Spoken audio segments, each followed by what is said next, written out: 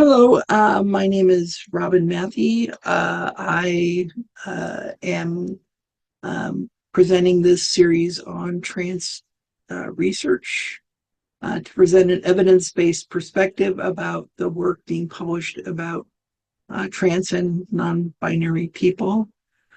Today, and I'm going to be confronting the unscientific position that, as Helen Joyce wrote on page 14 of her 2021 book, Trans, science, since evolution has equipped humans with the ability to recognize other people's sex almost instantaneously and with exquisite accuracy, very few trans people pass as their desired sex.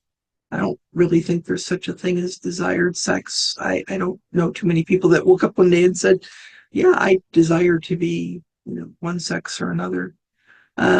Trans people generally come to recognize, a lot of times with very great difficulty and pain, that they are the sex that they are, but they don't desire it.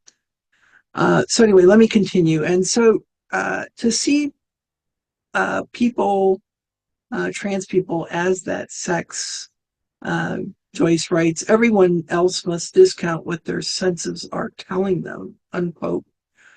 And so I want to make a point here and note that Helen Joyce and other haters of gender ideology and trans identity really are not afraid of trans people. They hate what trans people represent.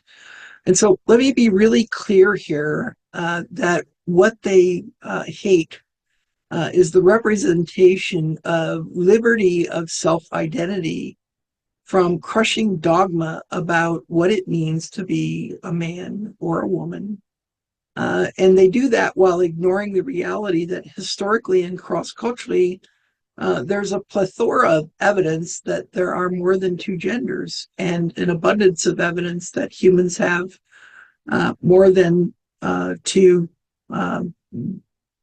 binary sexes.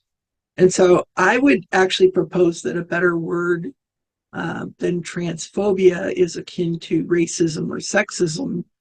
And so therefore, henceforth, I'm going to use the word transism to talk about opponents in opposition to transgender people when fear of them, us, is really not the issue. It's that opposition to the liberty that we represent.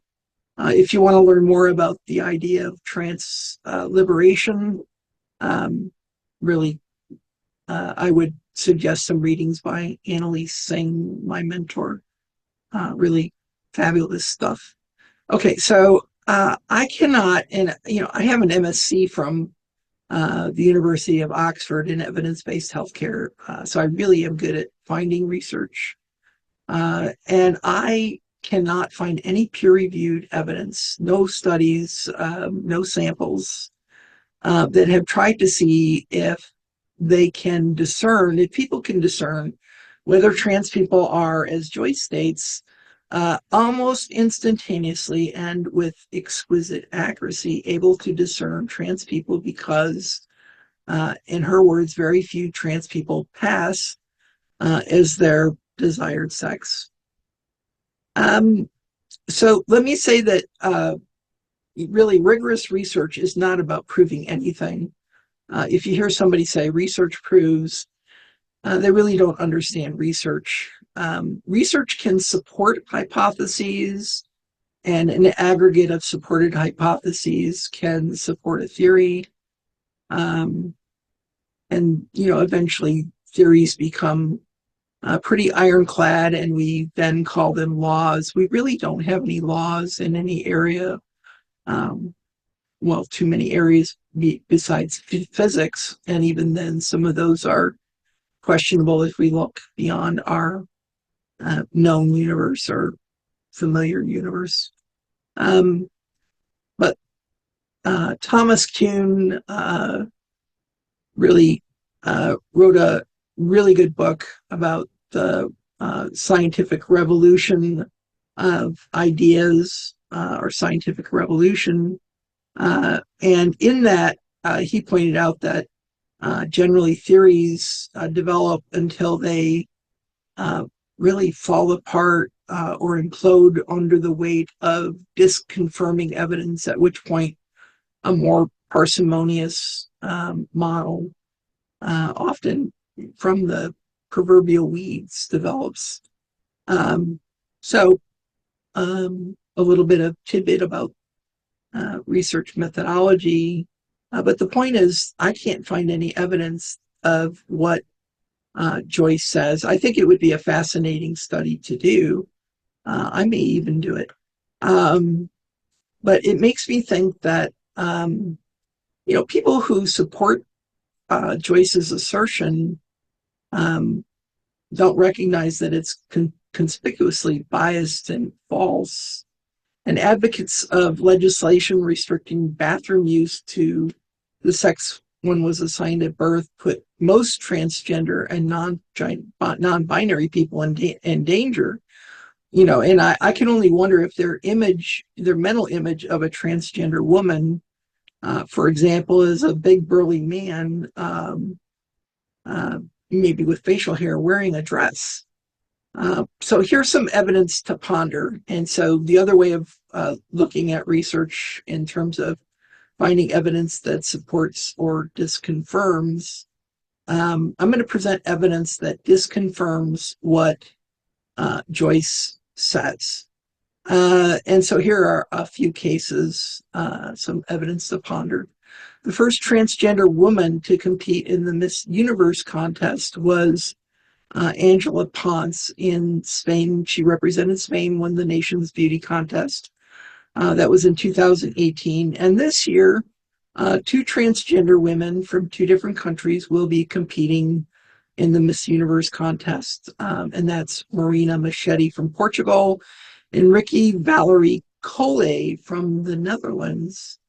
And so you might think, well, transgender people using a bathroom aligned with their sex assigned at birth really puts them at great risk of being assaulted.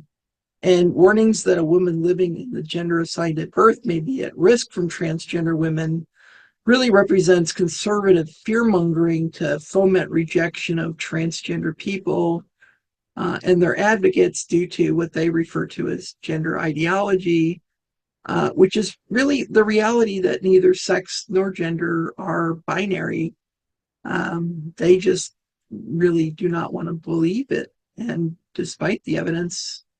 And so I also wanted to make a shout out to Kimberly Ann Kennedy, who just a couple of weeks ago, June 1st, 2024, became the first transgender woman to win Miss Maryland USA, that beauty contest. And she has said she strives to use her win to inspire LGBTQ kids all over the U.S. And given the near exponential increase in legislative attacks on our communities in the past 4 years, especially trans teens, she really deserves special recognition from all those who believe in advocating for transgender equity, equality, and justice. I'm going to use the acronym EJJ. And really, I would argue we cannot have gender EEJ without liberation. Again, thinking about Annalise Singh's work. So we can't have liberation, including freedom from the idea that gender liberty and liberation are wholly separate and unique. The conventional parlance is transgender women are women.